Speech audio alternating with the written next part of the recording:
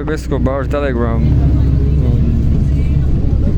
Pepe Escobar Telegram on bitter criticism. Yeah, the BRICS weighed the BRICS weighed in on Palestine. The BRICS weighed in Palestine. June 15, 2024, the AHH. The gravity around the newly enlarged BRICS constellation is drawing in Arab, Muslim, and Global South adherents to the influential group message on the international law, Palestine, and halting forever wars by Pepe Escobar at the cradle. Something of extraordinary magnitude happened in Moscow on 23rd May. Bahrain's king Hamad bin Isa Al Khalifa personally asked Russian President Vladimir Putin to help organize a peace conference on Palestine, at which Russia will be the first non-Arab nation invited. Al Khalifa and Putin had 2 rounds of discussions. One of them closed, during which the main focus was always Palestine. The Bahraini monarch noted that in a rare show of unity, the Arab world had finally come together in agreement to end the war in Gaza. It was implied that Russia was subsequently chosen as the most reliable mediator to end the brutal conflict.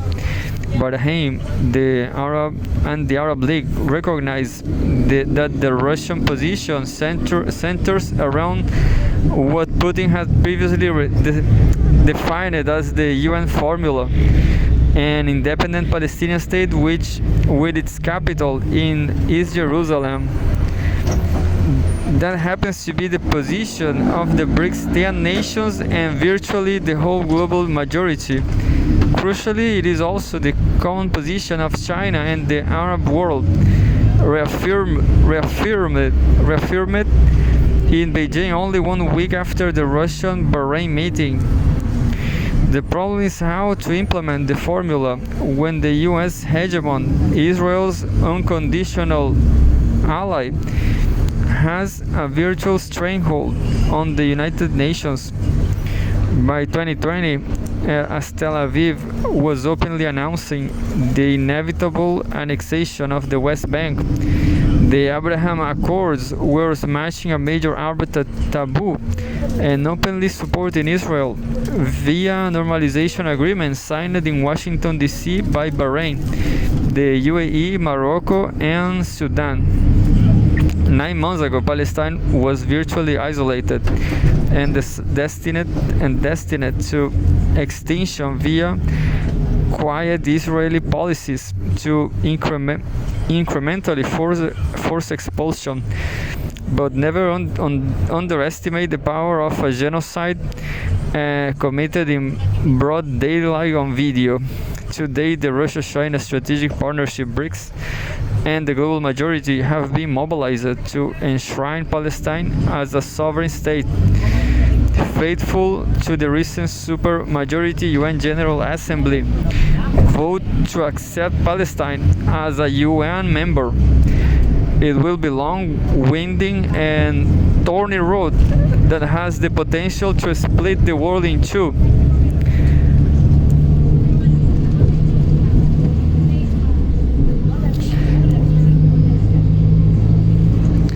Lavrov lays it all out. The St. Petersburg Forum last week offered the crucial messages to the global majority, focused around BRICS. The crux of the session may have been geoeconomics, but a now unavoidable message of support to Palestine crept into the sidelines after a panel ostensibly debating the supply and demand of oil and gas, and which touched upon the principled role of Yemen in the Red Sea, directed against the Gaza genocide. Support for Palestine, amidst friendly smiles but off the record, was emphatic from everyone, from OPEC OPEC Secretary General Haytham Al-Ghais to the EU's Minister of Energy Suhail Mohammed Al-Mazroui. Same on Russia Oman panel coming from Minister of Commerce Qais bin Mohammed bin Mossa Al-Youssef. Earlier this week, the Palestine tragedy was addressed in detail on points 34 and 35 in the joint statement of the BRICS 10 ministers of foreign affairs, who sat at the same table for the first time in Nizhny Novgorod, preparing for the extremely important annual BRICS summit next October in Kazan under the Russian presidency. Three very important points were made there. First, the ministers reaffirmed the rejection of any attempt aiming at forcibly displacing, expelling, or transferring the Palestinian people from their land. Second, they collectively expressed serious concern at Israel's continued battle in disregard of international law, the UN Charter, UN resolutions, and court orders.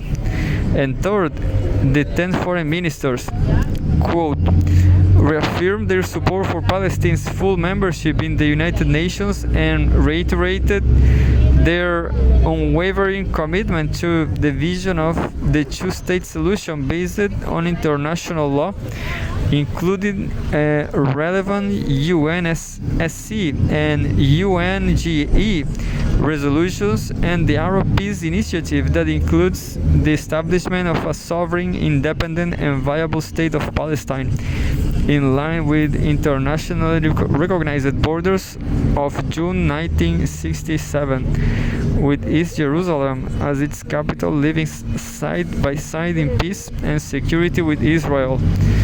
The BRICS speaking. This is BRICS speaking with one voice, including crucially representatives of major Muslim majority states: Iran, Saudi Arabia, the UAE, and Egypt. Then Russian Foreign Minister Sergei Lavrov, at an expanded BRICS session defined as BRICS Plus BRICS Outreach, offered extra important context. Quote, we held an intra-Palestinian meeting in Moscow. We did this repeatedly. The last time it was held in late February and early March of this year. All Palestinian factions, including Hamas and Fatah, were present. For the first time, an event of this kind ended with the adoption of a joint statement in which everyone, including Hamas, expressed their readiness to unite the Palestinian ranks on the basis of the platform of the Palestine Liberation Organization. Previously, it was not possible to achieve this. Lavrov explained why, for Russia, it is essential to restore Palestinian unity. Quote, only a united Palestine can be a partner in negotiations aimed at achieving the maximum desired outcome. As long as the Palestinians are divided, this is unlikely to work. Now, without any Palestinians, they are beginning to think about what to do with the Gaza Strip next.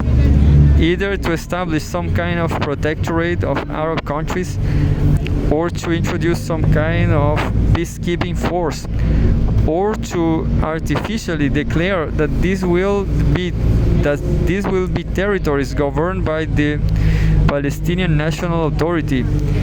These are all initiatives that are imposed by external players, and that brings us to the kernel of Russian position. The most important component of our long-term policy in this area will be to support the movement for the creation of a Palestinian state in full compliance with UN resolutions.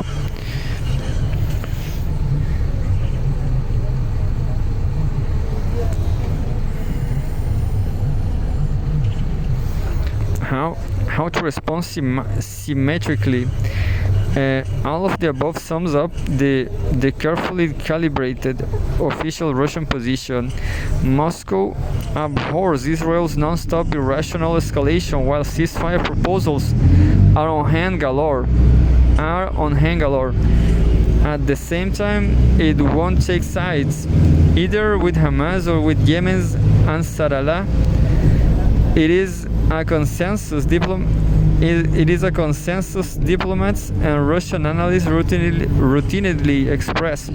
Russia will not get into a war thousands of kilometers away when it is fighting a US NATO existential threat right at its western border. After Putin's answer in the Q&A following his address to the plenary session in St. Petersburg, debate raged on what sort of symmetrical responses Russia's Ministry of Defense will come up to counterpunch NATO's green lights for strikes with long-range missiles inside the Russian Federation. West Asia predictably features in the favorite scenario. Advanced strike weapons deployed in Syria, described as Syrian weapons to mirror the West's Ukrainian weapons subterfuge. This will supplement arms already deployed at Russians' Kaymin and Tartus bases, covering the eastern Mediterranean, Lebanon, Israel, and US bases in Jordan, occupied Syria and occupied Iraq, and will be operated by Russian personnel, much as US NATO personnel operate Ukrainian weapons.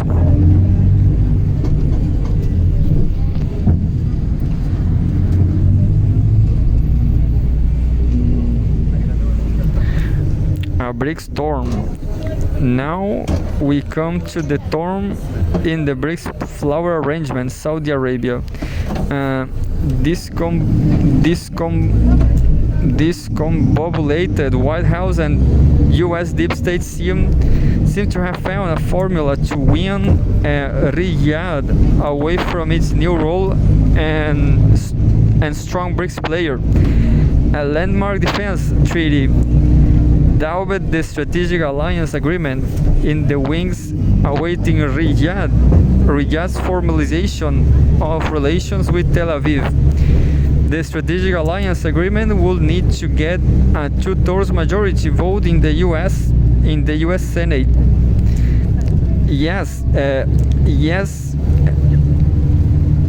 Yet insistence on normalization with Israel may well kill the deal. As Saudi Crown Prince Mohammed bin Salman, MBS, now has options to carefully consider, and not only regarding the Gaza tragedy, but over his new BRICS alliances. Riyadh's official position on Palestine is tied up with BRICS. End of the war, genocide in Gaza, and the establishment of a Palestinian state, and every grain of sand in the hands of Islamic is and every grain of sand in the lands of Islam is fully aware that a Tel Aviv ruled by an ethnocentric mob of extremists won't accept a two-state solution. Moreover, a Saudi-US military alliance is totally incompatible with Riyadh becoming an influential member of BRICS. Chessboard moves are instead pointing to, sooner or later, a possible global majority military alliance to counterpunch the escalating US-NATO war, hybrid and otherwise, against the drawing of a multinodal, polycentric, and, in Putin's terminology, in St. Petersburg, a harmonic multipolar world. Add to it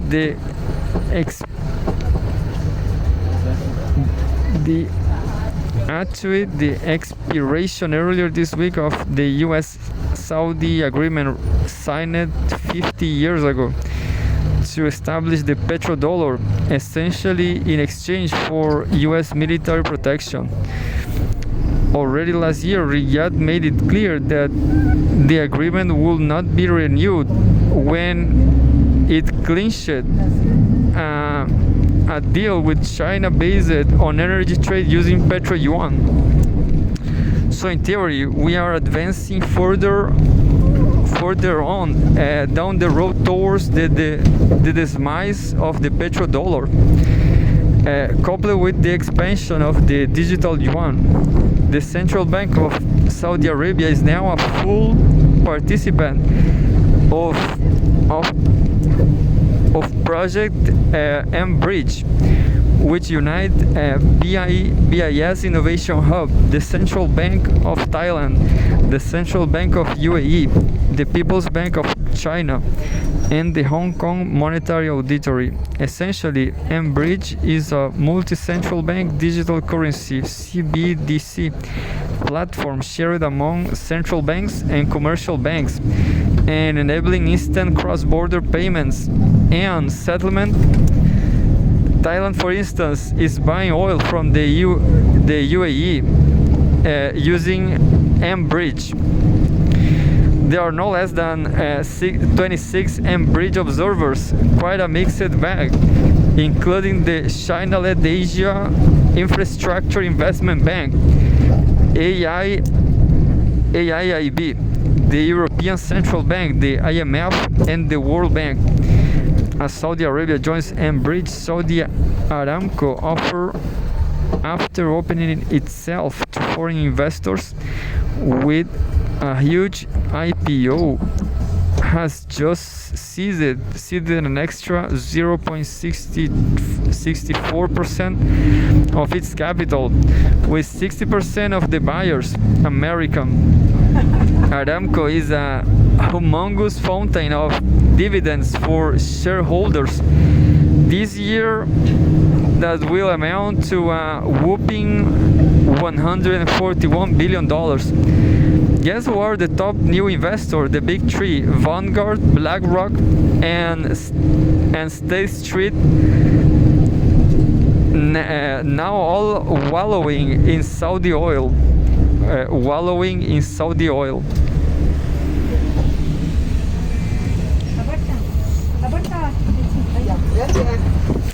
Arabs, CENTCOM, and Israel in bed together. And now for the ultimate complicating factor. On Monday, military officers from Bahrain, Egypt, Saudi Arabia, and UAE, and Jordan, which includes 3 BRICS members and Russia-friendly Bahrain, met with Erzi Halevi, the IDF's chief of general staff, to discuss defense cooperation. The meeting was facilitated by none other than the US CENTCOM, although as low profile as it gets. The meeting still leaked, given the juxtaposition of the Gaza genocide alongside a meeting of top Arab leaders sitting with the Arab world's worst enemies. A postmodern epigon of the cynics dwelling in the agora in ancient Greece will remark that with CENTCOM Arab friends like this, 3 of them BRICS members, Palestine does not need enemies. Meanwhile, the tragedy persists on so many levels, as Chinese high school students all across the civilization state now show their support for Palestine after taking their university entrance exams.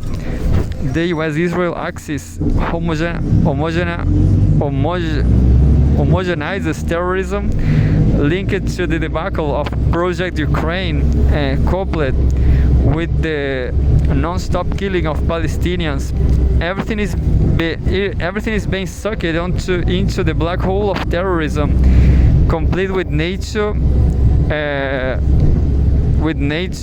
now openly rearming the neo-Nazi Azov battalion, and Kiev targeting civilians in Belgorod, with drones and scattering mines in parks where kids play.